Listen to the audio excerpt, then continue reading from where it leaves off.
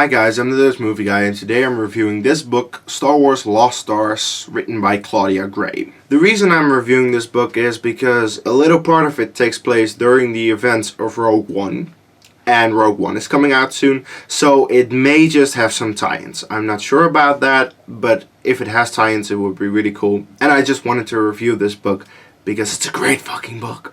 It really is. Before I start my review, I will say I will not spoil the book. I will explain some events, but the thing is that this book takes place during the events of the original trilogy, so I think you've seen the original trilogy. That means I can say the things that happen in the original trilogy. You know those events. I will not spoil the ending. I will just say the ending ties into The Force Awakens. So basically this review is to sell people on this book, because this book is awesome.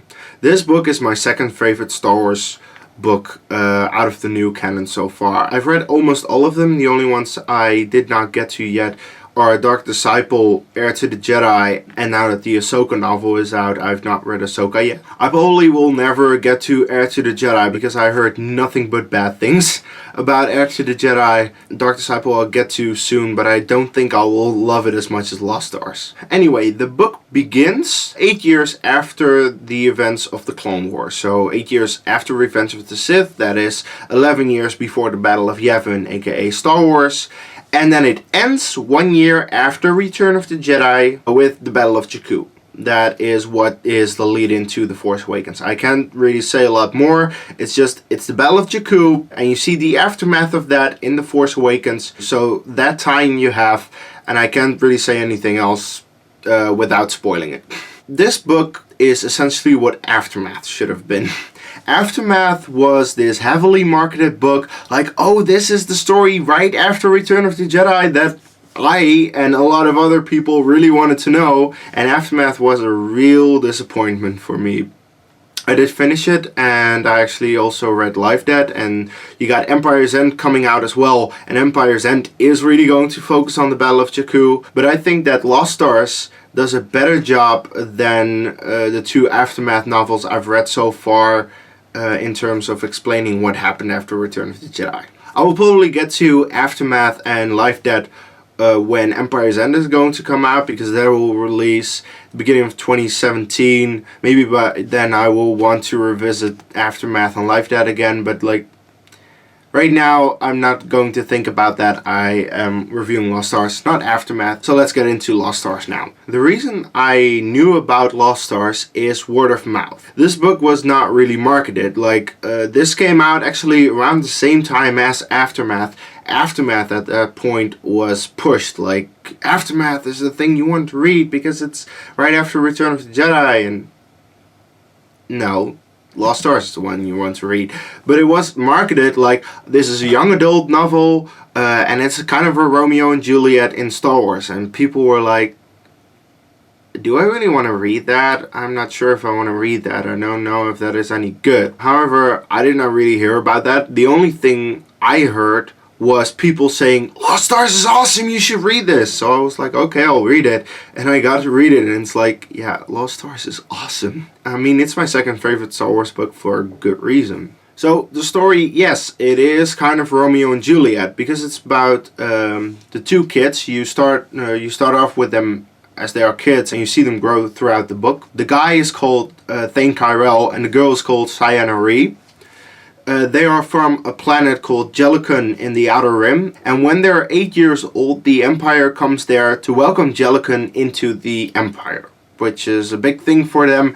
And at that point, they're like, I like the Empire, I want to join the Empire, I want to be an Imperial officer. And because of the fact that they met up, they're like, oh, you want to join too? That's cool. We're going to train together then to make sure that we get into the Imperial Academy. So then at one point they do get into the Imperial Academy, and because they are so driven to do so well, they are top of their class. So when they are top of their class, it makes sense that when they graduate, they get the more prestigious jobs that you could have because they are so good. So one of them gets assigned to the Death Star, and the other one gets assigned to the Devastator, which is Lord Vader's flagship that we see in Star Wars, that attacks the Rebel blockade runner at the beginning of Star Wars. So it's like, yeah, at that point it ties into the movie which is really cool. However, at one point, of course, the Death Star blows up Alderaan. So at that point, one of the two doesn't like the Empire as much anymore. So one of the two at that point decides to leave the Empire because he or she, I won't say who,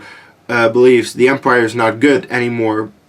And a little later, he or she joins the rebellion. And at that point, they find themselves opposite of each other. So that's between the events of Star Wars and The Empire Strikes Back. And then they have to figure out, like, they do love each other, but they're on opposite sides. So how does that play out? Well, I won't spoil it, but I will say the way that Claudia Gray made that happen, it's natural, it makes sense, and it's awesome. So as I said in the synopsis, this takes place before, during, and a little bit after the original trilogy. So you know the events of the original trilogy, at least I assume you do. And it actually is really cool to see the Imperial side of things, because in the original trilogy you see the rebel side, and the rebels think the Empire is the big evil in the universe and they have to be stopped. However, this book explains the more human side of the Empire. I mean, you see just people, regular people, training to be an Imperial officer because that's all they really know in this universe. That is what this book does a lot better than the original trilogy ever could do. Explain why the Empire does what they do, which is really cool.